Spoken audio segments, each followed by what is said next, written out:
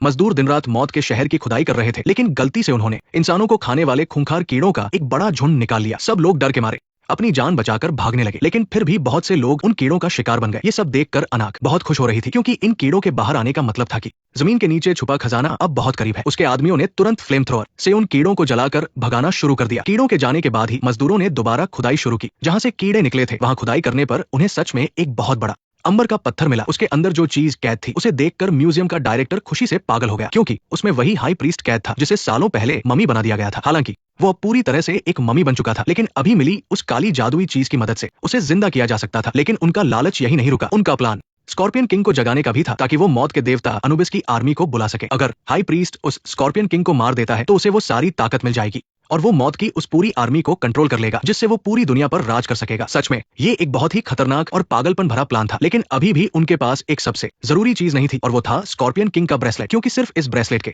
इशारे से ही वो उस स्कॉर्पियन किंग को ढूंढकर उसे जगा सकते थे। लेकिन जिन 3 भाइयों को वो ब्रेसलेट लाने का काम मिला था, वो उसे ला नहीं पाए, और शायद वो ब्रेसलेट अब लंदन जा चुका था। डायरेक्टर ने जब देखा कि वो लोग अपना काम पूरा नहीं कर पाए और बहाने बना रहे हैं, तो वो गुस्सा नहीं हुआ, बल्कि उसने उन्हें एक नया काम दे दिया कि वो जाकर उस बक्से को ढूंढे जिसमें वो काली जादुई चीज रखी थी। क्योंकि जिंदा होने के बाद हाई प्रीस्ट को उस इंसान को खाना था जिसने सबसे पहले वो बक्सा खोला था। तभी उसकी ताकत और शरीर वापस आता, और तभी वो स्कॉर्पियन किंग को हरा पाता। ये जानकर कि ब्रेसलेट अब ओकोनेल फैमिली के पास है, डायरेक्टर ने खुद जाकर उसे छीनने का फैसला किया। दूसरी तरफ ओकोनेल फैमिली वापस लंदन के अपने शानदार घर आ चुकी थी। उन्हें बिल्कुल भी अंदाजा नहीं था कि खतरा उनके दरवाजे तक आ चुका है। वो तो बस घर में एक साथ थोड़ा आराम करने की सोच रहे थे, लेकिन उनका बेटा एलेक्स अपने माता पिता की नजरों से छुपकर चुपके से उस बक्से को खोल लेता है जो वो लाए थे, और जिज्ञासा में आकर उसने वो ब्रेसलेट पहन लिया। ब्रेसलेट पहनते ही उसके सामने कुछ अजीब सी तस्वीरें आने लगी। ऐसा लग रहा था जैसे वो कोई रेगिस्तान और नदियां पार कर रहा हो। एलेक्स ये सब देखकर एकदम हैरान रह गया। वो तस्वीरें उसे कोई रास्ता दिखा रही थी, और आखिर में वो जगह दिखी जहां स्कॉर्पियन किंग सो रहा था। उसे पता नहीं था कि मौत का ये ब्रेसलेट पहनते ही स्कॉर्पियन किंग 7 दिनों के अंदर अपनी नींद से जाग जाएगा। हालांकि एलेक्स को इस सब के बारे में कुछ नहीं पता था, लेकिन उसे एहसास हो गया कि उसने कुछ गड़बड़ कर दी है। उसने जल्दी से उस ब्रेसलेट को निकालने की कोशिश की, लेकिन वो उसकी कलाई में एकदम फंस चुका था, और लाख कोशिश करने पर भी निकल नहीं रहा था। अपनी माँ की डांट से बचने के लिए उसने एक खिलौना बक्से में रख दिया ताकि किसी को शक ना हो। दूसरी तरफ एवलिन ने देखा कि घर में कुछ ऐसे कपड़े हैं जो उसके नहीं है। ओकोनेल को लगा कि पक्का उसके साले जोनाथन ने बाहर से किसी लड़की को बुलाया होगा, इसलिए वो गुस्से में उसे देखने गया, और सच में जोनाथन ने किसी को बुलाया था। जब वो उस लड़की के सामने बड़ी बड़ी बातें कर रहा था, तभी डायरेक्टर अपने आदमियों के साथ वहां आ गया। उन्होंने जोनाथन को ओकोनेल समझ लिया और पूछने लगे कि मौत का वो ब्रेसलेट कहाँ है। लेकिन जोनाथन को कुछ समझ ही नहीं आ रहा था कि वो क्या कह रहे हैं। डायरेक्टर ने उसके हाथ से वो सोने की छड़ी छीन ली, और देखते ही पहचान लिया कि ये वही जादुई भाला है जिसके बारे में कहानियों में बताया जाता है। तभी वहां अनाक भी आ गई। उसने एक जार में से मिस्र का एक खतरनाक सांप निकाला, उसे चूमा और धीरे से जोनाथन के सामने कर दिया। वो सब मिलकर उसे ब्रेसलेट के बारे में बताने के लिए डरा रहे थे। जोनाथन की तो डर के मारे हालत खराब हो गई थी। उसे ब्रेसलेट के बारे में कुछ पता ही नहीं था, तो वो बस आंखें बंद करके सांप के डसने का इंतजार करने लगा। ठीक उसी वक्त ओकोनेल वहां पहुंच गया। उसने देखा कि उसके साले की गर्दन पर लाल कपड़े वाले गुंडों ने चाकू रखा हुआ है। तब जाकर उन गुंडों को समझ आया कि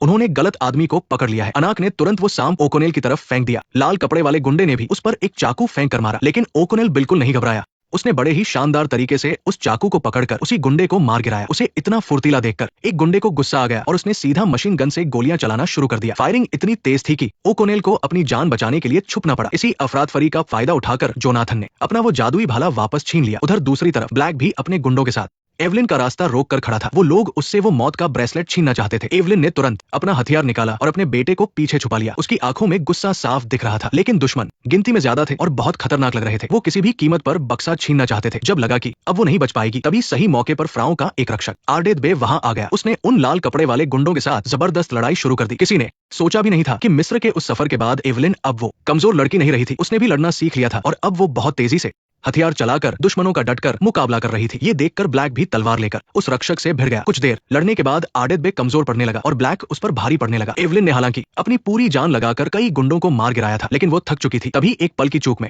गुंडे उसे और उस बक्से को उठाकर भाग गए। ब्लैक के आदमियों ने अपना काम कर दिया था। उसने रक्षक को एक कट मारा और वहां से स्टाइल में निकल गया, लेकिन उन्हें ये नहीं पता था कि मौत का वो ब्रेसलेट तो असल में एवलिन के बेटे की कलाई में बंधा हुआ था।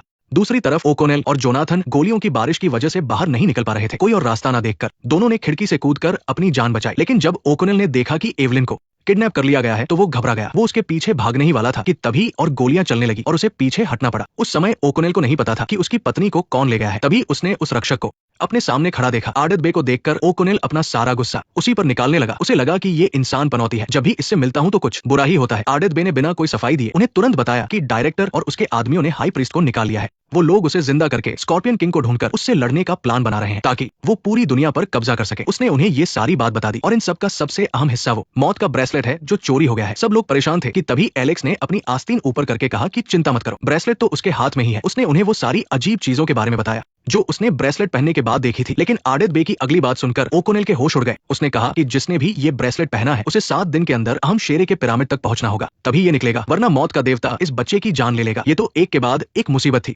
ओकोनेल ने तुरंत फैसला किया कि वो पहले ब्रिटिश म्यूजियम जाकर अपनी पत्नी को बचाएगा और साथ ही उनके प्लान को भी बर्बाद कर देगा। थोड़ी ही देर में वो ब्रिटिश म्यूजियम पहुंच गए। वो बस अपना बचाव का मिशन शुरू करने ही वाले थे कि तभी आर्डेथ बे की नजर गलती से ओकोनेल के हाथ के टैटू पर पड़ी। उसने बताया कि ये तो प्राचीन मिस्र के फ्राओं के खास रक्षकों का पवित्र टैटू है। इसका मतलब है कि ओकोनेल फ्राओं के उन्हीं रक्षकों के वंशज में से एक है। लेकिन ओकोनेल ने यह बात सुनकर इस बात को टाल दिया कि उसका फ्राओं के रक्षकों से कोई नाता है। उस समय उसके दिमाग में बस एक ही बात चल रही थी और वो थी अपनी पत्नी को बचाना। उसके पास इन सब बातों के लिए वक्त नहीं था। उधर म्यूजियम के बेसमेंट में जहां मिस्र का सामान रखा था उसे एक मंदिर में बदल दिया गया था। एवलिन को कसकर बांध दिया गया था और उसे बलि चढ़ाने की जगह पर लाया गया। उसके चारों तरफ पागल भक्तों की भीड़ थी जो उस जादुई चीज को पकड़े हुए डायरेक्टर के साथ जादू टोने का अनुष्ठान कर रहे थे। डायरेक्टर ने जैसे ही अपनी पूरी ताकत से एक अजीब सा खतरनाक मंत्र पढ़ा, बीचों बीच खड़ी वो मम्मी अचानक उस अंबर के पत्थर को तोड़कर बाहर निकल आई। फराओं की रानी से प्यार करने वाला हाई प्रीस्ट इम्होटेप अब मम्मी के रूप में फिर से जिंदा हो गया है। अभी अभी होश में आया इम्होटेप थोड़ा कंफ्यूज है और हैरानी से पूछता है कि ये कौन सा साल चल रहा है। वहीं म्यूजियम का क्यूरेटर इम्होटेप को देखते ही उसे अपना आका मान लेता है। वो बताता है कि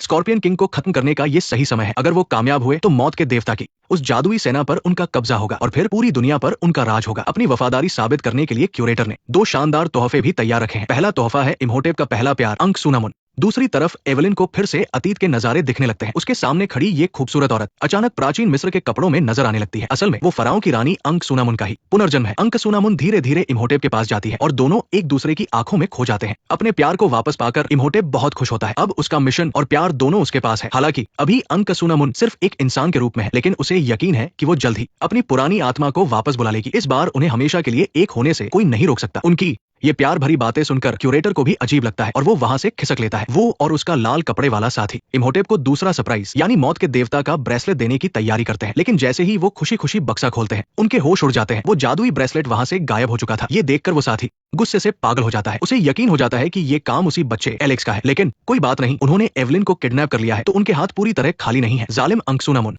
मजे के लिए अपने आदमियों को एवलिन को जिंदा जलाने का ऑर्डर दे देती है। वो अच्छी तरह जानती है कि इम्होटेप और एवलिन की पुरानी दुश्मनी है, इसलिए इम्होटेप भी उसे आग में जलता देखकर खुशी होगा। जैसे ही एवलिन को आग में फेंका जाने वाला होता है ओकोनेल एकदम सही समय पर आकर अपनी पत्नी की जान बचा लेता है और तभी ओकोनेल के साथ आया आर्डेथ बे अपनी मशीन गन निकाल कर इम्होटेप और उसके गुंडों पर गोलियों की बारिश कर देता है। वहां अचानक से अफरात फरी मच जाती है। इम्होटेप की नजर ओकोनेल पर पड़ती है और उसकी आंखों से शोले बरसने लगते हैं। ओकोनेल बिना कुछ सोचे उस पर 2 गोलियां दाग देता है और फिर अपनी बंदूक एवलिन को पकड़ा देता है। पति पत्नी मिलकर एक साथ लड़ते हैं और पल भर में दुश्मनों का सफाया कर देते हैं। मेजा योद्धा आर्डेथ बे का काम इम्होटेप को वापस आने से रोकना है, लेकिन ये गोलियां उसका कुछ नहीं बिगाड़ पाती। हारकर उन तीनों को वहां से भागना पड़ता है। अपने आदमियों को इतनी आसानी से हारते देख इम्होटेप गुस्से से पागल हो जाता है। वो ऐसे ही हार नहीं मानने वाला था। वो तुरंत अपना जादुई हथियार उठाता है और वहीं पर जादू करके अपनी मम्मी सेना को बुला लेता है जो ओकोनेल और उसके साथियों के पीछे हाथ धोकर पड़ जाते हैं। किस्मत से जब वो तीनों जान बचाकर म्यूजियम के दरवाजे से बाहर भागते हैं तो जोनाथन एक डबल डेकर बस चलाता हुआ जोर से ब्रेक मारकर उनके सामने आकर रुकता है। असल में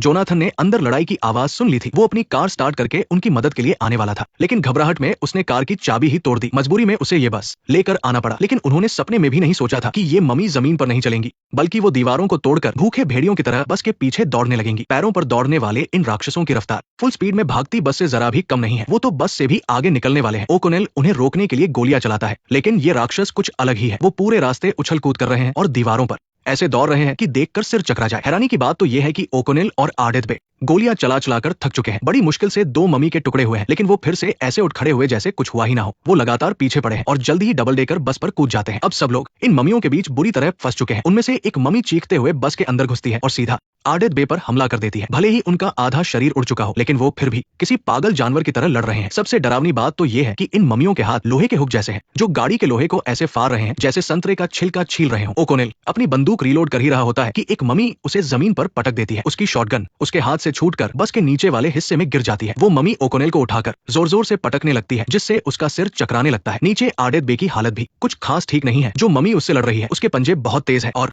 उसने आर्डेथ को बुरी तरह घायल कर दिया है। ऐसा लग रहा है कि वो उसे नोच नोच कर मार डालेगी। एंड वक्त पर एवलिन फुर्ती दिखाती है। वो ओकोनेल की शॉटगन उठाकर उस मम्मी पर लगातार कई गोलियां चलाती है और आखिरकार उसे राख के ढेर में बदल देती है। ऊपर ओकोनेल अभी भी अकेला लड़ रहा है। ये आखिरी मम्मी बहुत ही खतरनाक है। ओकोनेल अपनी पूरी ताकत लगा देता है लेकिन उसका कुछ नहीं बिगाड़ पाता। जब ओकोनेल को कुछ समझ नहीं आता तभी बस एक पुल के नीचे से गुजरने वाली होती है। ओकोनेल तुरंत नीचे झुक जाता है और वो मम्मी सीधे पुल से जाकर टकराती है और पुल के पत्थरों में ही चिपक कर हमेशा के लिए वही जम जाती है। इस चिपचिपी मम्मी से छुटकारा पाने के बाद फाइनली ये रेस्क्यू मिशन खत्म होता है। ओकोनेल और एवलिन ने राहत की सांस ली थी कि वो अपने बेटे के सामने रोमांस करने लगते हैं। पास में खड़ा एलेक्स बहुत अजीब महसूस कर रहा है। वो सोचता है कि थोड़ी शांति ढूंढे, लेकिन उसे पता नहीं था कि उनका पीछा कर रहा लाल कपड़े वाला कमांडर उसे पकड़ लेगा। ओकोनेल उसे बचाने के लिए पूरी जान लगाकर दौड़ता है लेकिन वो लोग पहले से तैयार थे। आखिर में ओकोनेल उन्हें आंखों के सामने से ओझल होते हुए देखने के अलावा कुछ नहीं कर पाता। उसे बहुत पछतावा हो रहा है। काश वो उस वक्त रोमांस करने में बिजी ना होता। आर्डेथ बे उसे समझाता है कि उसे ज्यादा चिंता करने की जरूरत नहीं है। उन्होंने एलेक्स को सिर्फ इसलिए किडनैप किया है क्योंकि उसके पास मौत के देवता का ब्रेसलेट है। वो उस ब्रेसलेट की मदद से स्कॉर्पियन किंग को ढूंढना चाहते हैं क्योंकि ये ब्रेसलेट हर एक जगह पर पहुंचने के बाद ही अगली जगह का नक्शा दिखाता है। इसलिए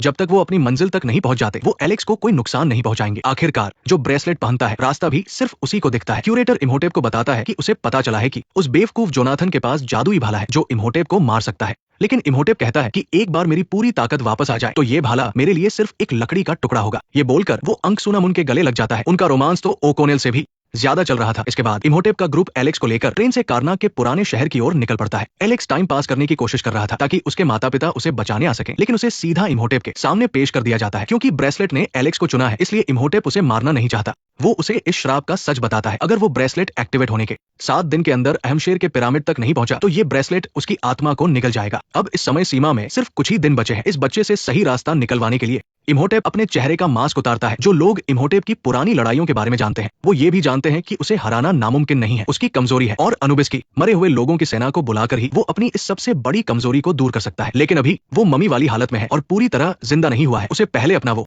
काले रंग का जादुई संदूक ढूंढना होगा जिसमें उसकी ताकत कैद है। फिर जो कोई भी उस संदूक को खोलेगा उसकी जान लेकर उसे बलि चढ़ाना होगा, तभी वो पूरी तरह से नया रूप ले पाएगा। इत्तेफाक से उन 3 लालची आदमियों ने वो काले रंग का जादुई संदूक ढूंढ लिया है। इस संदूक के ऊपर एक खतरनाक श्राप लिखा है कि जो भी इसे खोलेगा वो मारा जाएगा। इसलिए वो भी इसे खोलने की हिम्मत नहीं कर पा रहे हैं। लेकिन लालच में आकर उनका लीडर कुछ गलत करने की सोचता है। वो सोचता है कि इससे पैसे ऐंठे जाए वरना वो इस संदूक को किसी और को बेच देगा। अंकसुनामुन देखती है कि ये तीनों बहुत शातिर हैं तो वो उन्हें अपने जाल में फंसाने का प्लान बनाती है।